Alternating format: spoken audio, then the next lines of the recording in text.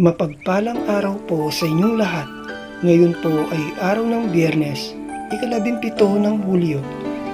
Pakinggan po natin ngayon ang mabuting balita ng Panginoon. Pagbasa mula sa aklat ni Propeta Isaías. Noong mga araw na iyon, nagkasakit ng malubha si Ezekias, kaya siya dinalaw ni Isaías na anak ni Amos. Sinabi niya sa hari ang utos na ito ng Panginoon, ipatawag mo ang iyong sambahayan at gawin mo na ang iyong mga huling habilin, sapagkat hindi ka nagagaling. Pagkarinig nito, humarap siya sa dingding at nanalangin, O Panginoon, alam mo kung paano ako namuhay sa iyong harapan. Naglingkod ako sa iyo ng tapat at ang ginawa ko'y pawang nakalulugod sa iyong paningin. Pagkatapos, nanangis siya ng malakas. Nagsalita uli ang Panginoon kay Isaías, wika sa kanya, sabihin mo kay Ezekias ang sinasabi ng Panginoon, ang Diyos na iyong ninunong si David. Nakita ko ang iyong pagluha at narinig ko ang iyong dalangin. Kaya 15 taon ka pang mabubuhay. Hindi lamang iyon, ikaw at ang lungsod na ito'y hindi maaano, pagkat ipagtatanggol ko kayo laban sa hari ng Assyria. Si Isaías ay nagpakuha ng pantapal na igos para sa bukol ni Ezekias. Gumaling naman ito at itinanong ni Ezekias, ano ang magiging palatandaan na ako'y maaari nang umakyat sa templo? Ito ang palatandaang ibibigay sa iyo ng Panginoon para patunayang tutupdin niya ang kanyang pangako. Ang anino ng orasan sa palasyo ni Haring Akas ay pababalikin niya ng 10 guhit, at gayon nga ang nangyari. Ang salita ng Diyos. Salamat sa Diyos.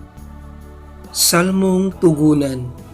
Buhay ko'y iyong iniligtas, pag-iral ko'y walang wakas.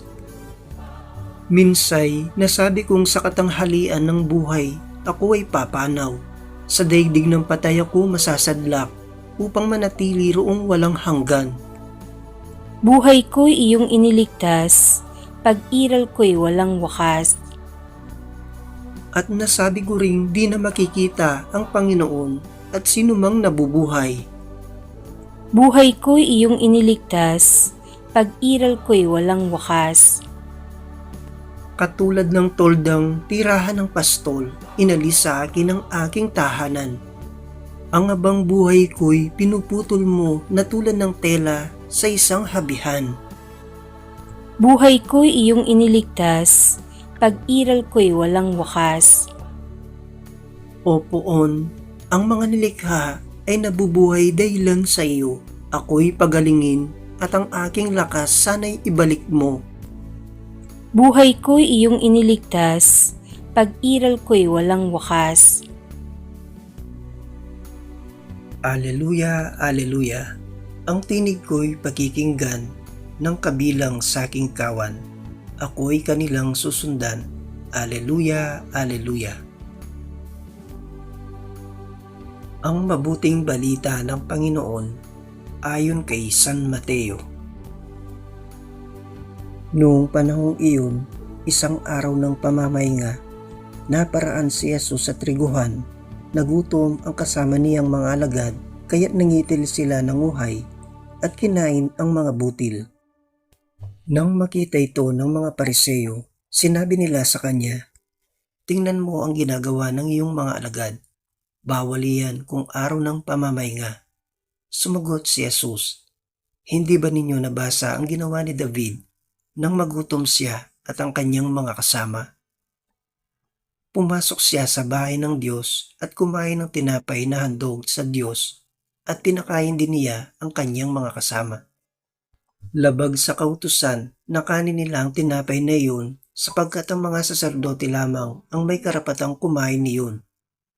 Hindi pa ba ninyo nababasa sa kautusan ni Moises na tuwing araw ng pamamahinga, lumalabag sa batas tungkol sa araw na ito ang mga saserdote sa templo, gayon may hindi nila ipinagkakasala iyon.